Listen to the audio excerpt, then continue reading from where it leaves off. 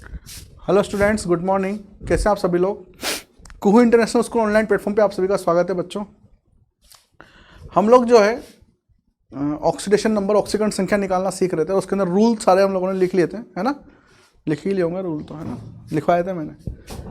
तो ध्यान रखना उसके अंदर कि जब भी हमें ऑक्सीडेशन नंबर निकालना है किसी भी कंपाउंड के अंदर या फिर आयन के अंदर, और आयन के अंदर कौन सा होना चाहिए? बहुपरमाणुक आयन। बहुपरमाणुक मतलब पॉलीएटॉमिक, बहुत सारे एटम हो उसके अंदर, परमाणु हो। तो उसके अंदर किसी का निकालना है तो सभी परमाणुओं के क्या करो, ऑक्सीकरण संख्या निकाल लो। उनका योग बराबर क्या होगा? 0 अगर परमाणु जो आपके पास में अणु या यौगिक है उदासीन है तो, और अगर वो आवेशित है तो आवेश के बराबर होगा। तो एक एक करके हम लोग सारे के सारे एग्जांपल्स देखेंगे, और बहुत सारे एग्जांपल्स है तो उनको देखते चले जाएंगे। लेकिन उससे चीज पहले आपको एक चीज पता करनी है ना? किसी भी तत्व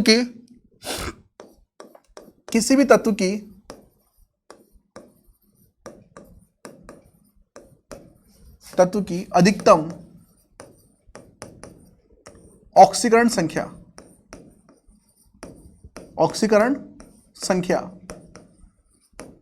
और किसी भी तत्व की न्यूनतम ऑक्सीकरण संख्या, और ये हम लोग किसके लिए देख रहे हैं? अधातु के लिए। ठीक है? तो जैसे देखो सल्फर है। अब फैमिली के हिसाब से देखते हैं हम लोग, एक एक फैमिली उठाते हैं। सबसे पहले हम लोग देखते हैं ऑक्सीजन परिवार। ऑक्सीजन में कौन होता है? ऑक्सीजन, सल्फर, सेलुरियम, टेलुरियम, पोलोनियम, है ना? और स्टाइल से टीपो। क्लियर? अब इसके अंदर क्या करना है हमें? सल्फर से और यहां तक चेक करना है, क्योंकि ऑक्सीजन की तो ऑक्सीकरण अवस्था हम लोग चेक कर चुके हैं। कहां से कहां आती है? -2 से स्टार्ट होती है और कहां तक जाती है? +2 तक। ठीक है? लेकिन इस परिवार की बाकी ऑक्सीकरण अवस्था कैसे हम लोग निकालेंगे? न्यूनतम और अधिकतम। तो ध्यान रखना, सल्फर का परमाणु क्रमांक होता है बच्चों 16। इसका इलेक्ट्रॉनिक विन्यास है 2816, 286। इसके न्यूनतम कितने इलेक्ट्रॉन चाहिए इसको? 2 इलेक्ट्रॉन। न्यूनतम 2 इलेक्ट्रॉन चाहिए, तो इसकी जो न्यूनतम ऑक्सीकरण अवस्था होगी वो कितनी होगी? -2। अब यहां पर हम लोग क्या कर सकते हैं कि जो 6 इलेक्ट्रॉन है इनको भी तो बाहर निकाल सकते हैं। अगर 6 के 6 इलेक्ट्रॉन हम लोगों ने बाहर निकाल दिए तो कितना आएगा? +6। तो ये ध्यान रखना कि ये जो पूरा परिवार है इसके अंदर ऑक्सीजन की तो -2 से +2 है, न्यूनतम -2, अधिकतम +2। यहां से लेकर यहां तक -2 से +6 इनकी ऑक्सीकरण अवस्था हो सकती है। इसको लिख लो 2 मिनट।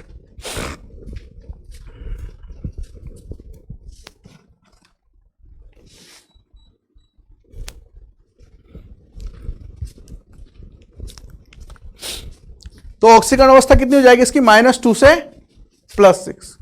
क्लियर? इसी तरीके से और भी परिवार देखते हैं हम लोग, जैसे नाइट्रोजन है ना? नाइट्रोजन, नाना, पाटेकर, ऐश्वर्या, सब, बिंदास, BI। इसको देखो आप, नाइट्रोजन का परमाणु क्रमांक कितना होता है? नाइट्रोजन का परमाणु क्रमांक होता है बच्चों 7, और इलेक्ट्रॉनिक विन्यास कितना हो जाएगा? 2,5। या तो 3 इलेक्ट्रॉन ग्रहण कर ले या फिर 5 इलेक्ट्रॉन त्याग दे। तो -3 से +5, ये पूरे परिवार जो है ये अपने पास में इस तरीके से ऑक्सीकरण अवस्थाएं रख सकता है। क्लियर? इसके बाद में जो है फ्लोरीन के लिए हम लोगों ने बात कर ली थी, ऑक्सीजन के लिए बात कर ली। ठीक है? क्लियर? नाइट्रोजन के लिए देख ली हम लोगों ने। कार्बन के लिए आप लोगों को पता होगा, है ना? कार्बन में जैसे फॉस्फोरस है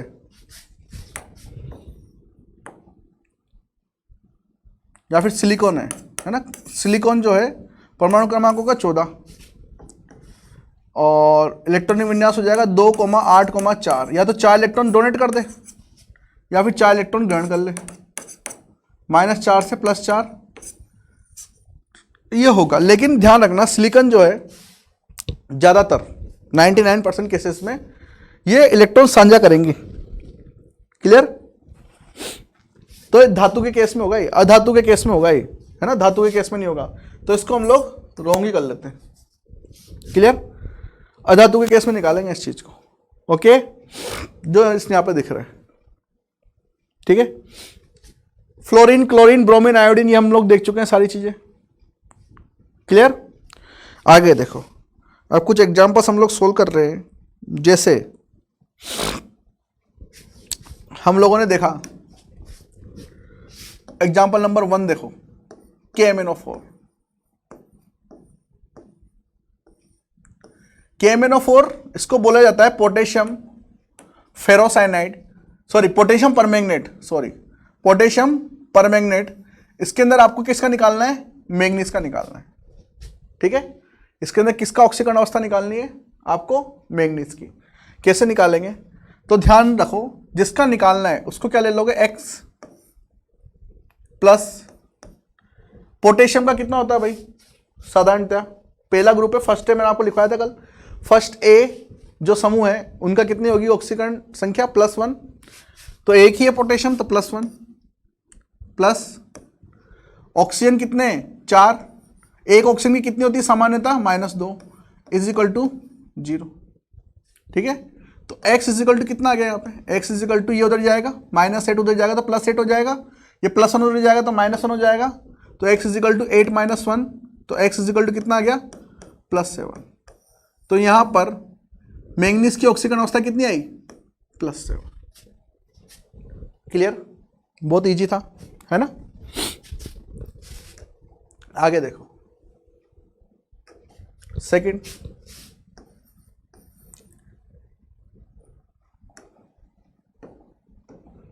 K2Cr2O7। K2Cr2O7 में आपको देखना है क्रोमियम का कितना होगा। तो जिसका लिखना है या जिसका देखना है उसको क्या ले लो आप? X ले लो। तो कितने क्रोमियम है? 2, तो यहां पे कितना आ जाएगा? 2x प्लस पोटेशियम कितने हैं? K मतलब पोटेशियम कितने हैं? 2। एक पोटेशियम का कितना होता है? +1। 2 का कितना हो जाएगा भाई? +2 हो जाएगा। फिर भी मैं ऐसे लिख देता हूं आपको, +7। ऑक्सीजन है, ऑक्सीजन का सामान्यता कितना होता है? -2, और ये पूरा का पूरा 0 के बराबर होगा क्योंकि क्या है? उदासीन है। तो 2x बराबर कितना हो जाएगा आपके पास में? ये 14 उधर जाएंगे, -14 होंगे, 7 × 2 माइनस में है तो -14, उधर जाएंगे तो +14। क्लियर? और ये 2 है प्लस में, उधर जाएंगे तो माइनस में हो जाएंगे। तो 2x इज इक्वल टू कितना आ जाएगा आपके पास में? 12। x इज इक्वल टू कितना आ जाएगा? 12/2। तो x इज इक्वल टू कितना आ जाएगा? +6। तो यहां पर एक क्रोमियम का, ये x मतलब कि एक क्रोमियम, 2 क्रोमियम के लिए 2x है भाई, तो x मतलब एक क्रोमियम। एक क्रोमियम के लिए ऑक्सीकरण संख्या कितनी है यहां पर? +6, या फिर इसको बोल सकते हो आप ऑक्सीकरण अवस्था कितनी है? +6। क्लियर? इसको नोट कर लो फटाफट।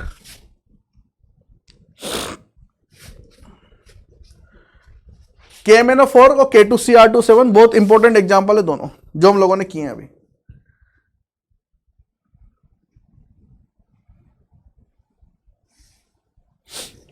आगे देखो, थर्ड एग्जांपल। मान लीजिए आपको दिया हुआ है H2SO4, इसमें आपको निकालना है सल्फर का। इसमें आपको किसका निकालना है? सल्फर का निकालना है। कैसे निकालेंगे? जिसका निकालना होता है उसको क्या ले लेंगे? X, ठीक है। हाइड्रोजन का कितना होगा? +1, और हाइड्रोजन कितने? 2, तो 2 × +1।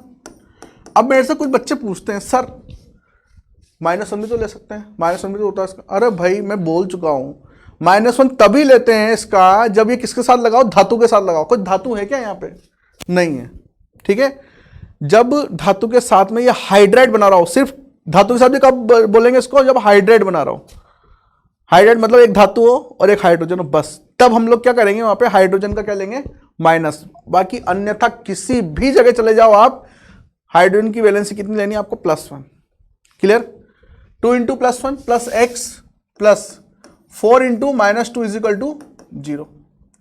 तो x इज इक्वल टू कितना हो जाएगा? ये उधर जाएगा -8, तो 8, ये उधर जाएगा -2, तो x इज इक्वल टू कितना आ जाएगा आपके पास में? +6। ठीक है, x इज इक्वल टू कितना आ जाएगा बच्चों? +6 आ जाएगा। ओके, चलिए आगे चले, आगे चलो। चौथा जैसे मैंने आपको बोला ClO3 माइनस, ठीक है, ClO3 minus, ClO3 minus, pen के पता नहीं क्या हो रहा है।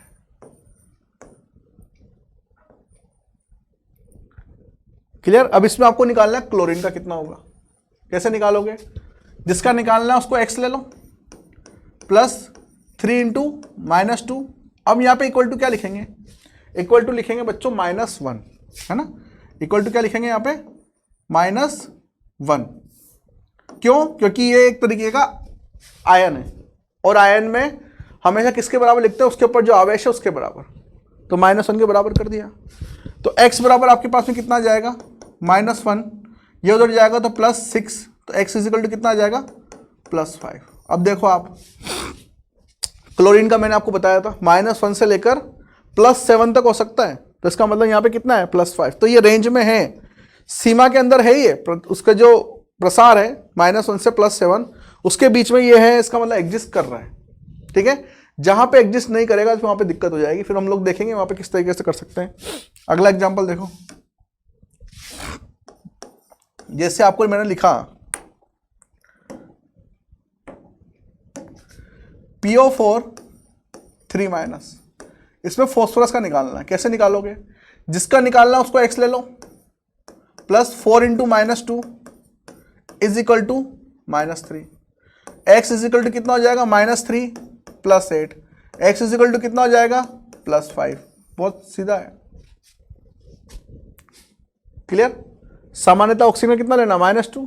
x plus 4 into -2 is equal to -3। x is equal to -3, उधर गया तो ये +8, x इज इक्वल टू +5। मतलब फॉस्फोरस भी क्या है? फॉस्फोरस की रेंज में है कि नहीं बताओ? नाइट्रोजन को मैंने क्या बताया था? -3 से +5। उस ग्रुप में कहां से कहां वैलेंसी हो सकती है अधिकतम? +5। ठीक है, तो +5 है, रेंज में है। अगर रेंज में ना हो तो फिर दिक्कत है। फिर देखो कैसे क्या करते हैं, बाद में देखेंगे। अगला देखो, छठा H2SO4, इसमें निकालना सल्फर का। कैसे निकालोगे? जिसका निकालना उसको क्या ले लो? x ले लिया, x। हाइड्रोजन कितने हैं? 2, एक का कितना होता है? +1, ऐड कर दिया। Oxygen 4 -2 is equal to 0। x is equal to, उधर ले जाओगे 8, ये -2, x इज इक्वल टू कितना आ गया? +6। सल्फर का कितना आ गया? +6 आ गया। क्लियर? सल्फर का कितना आ गया? +6 आ गया। अब देखो बच्चों, बस यहीं से मैं आपको बताना शुरू करता हूं H2SO4 के एग्जांपल से। इसको एक तरीके से तो ये हो गया, हम लोगों ने निकाल लिया इसको। दूसरा तरीका क्या है इसको निकालने का, वो सुनो आप। दूसरा तरीका क्या है? सल्फर इस तरफ जुड़ रहा है OH से, इस तरफ जुड़ रहा है OH से, इस तरफ जुड़ रहा है ऑक्सीजन से, इस तरीके से जुड़ रहा है ऑक्सीजन से। ठीक है, ऑक्सीजन डबल बॉन्ड इधर जुड़ रहा है, डबल बॉन्ड इधर OH, इधर OH। हमें सल्फर का ऑक्सीकरण संख्या निकालनी है, तो ध्यान से देखना इस चीज को, इस चीज को ध्यान से देखना।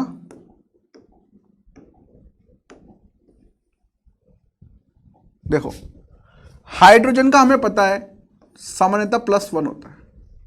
ठीक है, इधर भी कितना होगा? +1। क्लियर? अब ध्यान से देखो, ऑक्सीजन का हमें पता है सामान्यतः कितना होता है? -2। इस ऑक्सीजन का -2 लूंगा क्या? नहीं लूंगा। देखो कैसे, इसका +1 है, इन दोनों के बीच में एक बॉन्ड है। ये देखो, हाइड्रोजन और ऑक्सीजन के बीच में क्या है? बॉन्ड है।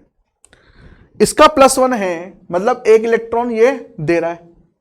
ठीक है, इसका +1 है, एक इलेक्ट्रॉन ये दे रहा है, तो एक इलेक्ट्रॉन देगा किसको? इसको ही देगा ना, ऑक्सीजन को। तो अगर इसका +1 है तो इसका क्या होगा? -1। क्लियर? समझ में आ गया?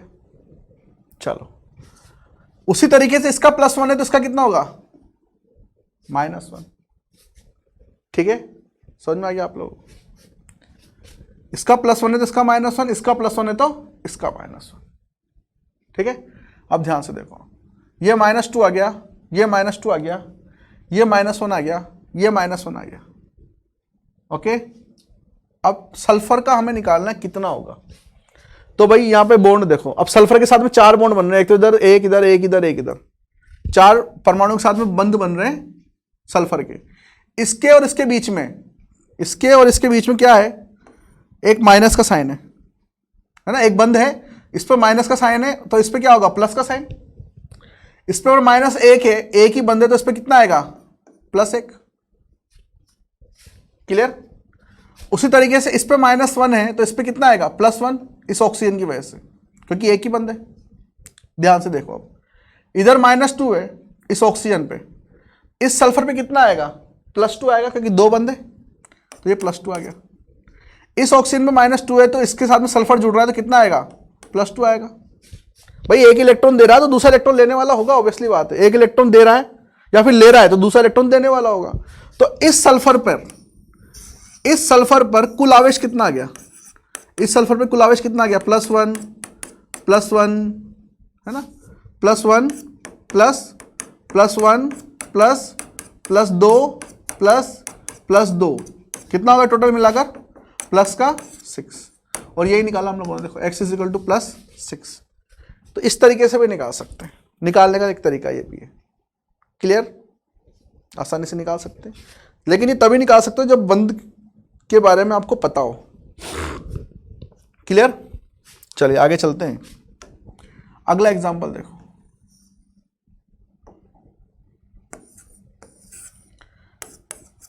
H2SO5, H2SO5 इसको बोलते हैं केरोज एसिड या फिर केरोज अम्ल या फिर पेरोक्सी सल्फ्यूरिक अम्ल, पेरोक्सी सल्फ्यूरिक अम्ल H2SO5। अब ध्यान से देखो, हमें किसका निकालना है, यहां पे सल्फर का, सल्फर का निकालना है। निकाल के देखो, आप अपनी अपनी कॉपी में निकाल के देखो क्या होगा। सल्फर का निकालना है, तो जिसका निकालना है उसको हम लोग क्या लेंगे, x लेंगे, ये x ले लिया। हाइड्रोजन का एक का कितना आएगा, +1, 2 का कितना आ जाएगा, +2। ऑक्सीजन कितने, 5, एक ऑक्सीजन में कितना होता है सामान्यतः, -2 = 0। x = आ गया 10 - 2 बराबर +8। x = कितना आ रहा है, +8। सल्फर का कितना आ रहा है, +8, विच इज रॉन्ग। क्यों, क्योंकि सल्फर की जो परास है वो कहां से कहां है, -2 से लेकर +6। अगर किसी की ऑक्सीकरण अवस्था उसकी परास से बाहर जा रही है तो इसका मतलब वो गलत है। इसका मतलब यहां पे +8 जो निकाला है, जिस तरीके से हम लोग कैलकुलेट कर रहे थे, अब उससे नहीं कर सकते। क्लियर, वो गलत हो चुकी है। अगर ये गलत हो चुकी है, कैसे गलत हुई बता दिया मैंने। जैसे हम लोग कैलकुलेट कर रहे थे अब तक सारे उसी तरीके से कैलकुलेट किया मैंने। x का मान कितना आ गया, +8, मतलब सल्फर की ऑक्सीकरण संख्या कितनी आ रही है, +8 आ रही है। लेकिन हमें तो पता है परास कितनी है, -2 से +6, इसके बाहर तो जा ही नहीं सकती सल्फर की ऑक्सीकरण अवस्था, तो इसका मतलब ये गलत है। अब ये गलत है तो कैसे निकालोगे, तो इसके लिए वो स्ट्रक्चर हमें देखने पड़ेंगे। ठीक है, जैसे अभी H2SO4 का निकाला स्ट्रक्चर, वैसे H2SO5 का देखो कैसे। ये सल्फर, स्ट्रक्चर देखना है तुम्हें इसका, सल्फर, ऑक्सीजन, ये ऑक्सीजन, ये ऑक्सीजन, ये ऑक्सीजन, फिर ऑक्सीजन, फिर हाइड्रोजन। ये स्ट्रक्चर है किसका, केरोज एसिड का, है ना। H2SO5, 2 हाइड्रोजन है, 5 ऑक्सीजन और 1 सल्फर। अब देखो बच्चों ध्यान से, इस हाइड्रोजन का +1 है, ये +1, ये भी कितना, +1। अगर ये +1 है तो ये कितना होगा, -1। अगर ये +1 है तो ये कितना होगा, -1। ये -2, ये -2। क्लियर। इस -1 की वजह से इस पे कितना आ जाएगा, +1। इस -2 की वजह से इस पे कितना आ जाएगा, +2। इस -2 की वजह से इस पे कितना आ जाएगा, +2। अब यहां पे देखो, ये ऑक्सीजन बच रहा है अभी, अगर आपको ध्यान हो तो मैंने आपको बताया था कि ऑक्सीजन ऑक्सीजन अगर आपस में जुड़े हुए हों तो इसको हम लोग बोलते हैं पेरोक्साइड बंध। क्या बोलते हैं? पेरोक्साइड बंध। और पेरोक्साइड बंध में हर एक ऑक्सीजन जो है उसके पास में -1 आवेश होता है। ऑक्सीजन संख्या कितनी होती है इसकी? -1। तो अगर ये -1 है तो ये भी क्या होगा? -1। समझ में आ गया? ये -1 है तो ये भी क्या होगा? -1। और अगर ये -1 है तो इस -1 की वजह से इस पे कितना आ गया होगा? +1। क्लियर? तो ये सल्फर जो है, इस सल्फर पे कुल आवेश कितना आ गया? और वो इसकी क्या है? ऑक्सीकरण संख्या। तो सल्फर की ऑक्सीकरण संख्या कितनी होगी? +6। क्लियर? तो ध्यान रखना, हम लोग गलती क्या कर रहे थे वो मैं आपको बता देता हूं।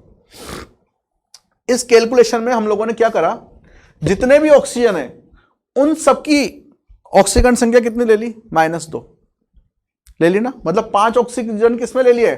-2 में। जबकि जब हम लोगों ने स्ट्रक्चर बनाया तो हमें यह पता लगा कि इसमें क्या है? एक पेरोक्साइड बंध है। इसमें क्या है? एक पेरोक्साइड बंध है। एक पेरोक्साइड बंध मतलब कि 2 ऑक्सीजन जिनके ऊपर आवेश कितना है? -1 मतलब ऑक्सीजन संख्या कितनी है? -1। तो यहां पर जो 5 हैं उनमें से सिर्फ 2 ही ऐसे हैं जिनके ऊपर कितना है? -2। बाकी 3 के ऊपर कितना है? -1। इस वजह से हम लोग क्या कर रहे थे? गलती कर रहे थे। ठीक है? ये मिस्टेक हम लोगों ने करी कि यहां पे हम लोगों ने देखा ही नहीं कि वहां पर क्या है? एक पेरोक्साइड बंध है, पेरोक्साइड लिंकेज है। ठीक है? तो वो हम लोगों ने यहां पे देख लिया स्ट्रक्चर में। स्ट्रक्चर में देखने से हमें पता पड़ गया कि यहां पर ये -1 है, ये भी -1 है, और इस -1 की वजह से यहां पे कितना आ जाएगा? +1। ठीक है? जबकि हम लोग क्या कर रहे थे? 5 ऑक्सीजन को एक साथ लेकर -2 कर रहे थे। गलत होना ही था। क्लियर? तो ये एग्जांपल्स आपको ध्यान रखना है। ये पहला अपवाद था भाई, अभी बहुत सारे अपवाद बाकी हैं जिनमें आप कंफ्यूजन हो गई। क्लियर? तो पढ़ेंगे तो क्यों कंफ्यूजन होएगा, है ना? आगे बताते जाएंगे आपको। आज के लिए इतना रखते हैं, कल फिर मिलते हैं हम लोग। Thank you very much.